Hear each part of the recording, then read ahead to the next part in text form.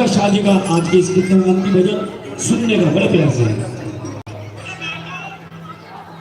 हरे कृष्ण हरे की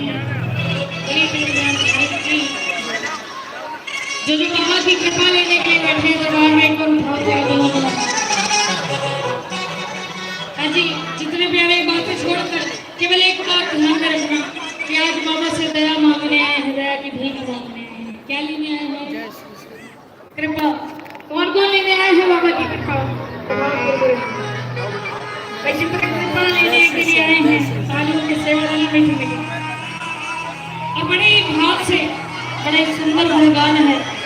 ये आप सबकी अर्जी है, इस भजन के माध्यम से बाबा के सन्मुख रखी जाएगी कि जितने प्यारे हैं बड़े ही भाव से बैठना, क्योंकि बाबा कभी छप्पन भाव पर नहीं रीझता, किस पर रीझ जाता है? केवल भावों पर। तो जिसके भाव जिंदा रहेंगे बाबा हमेशा उसके साथ आओ।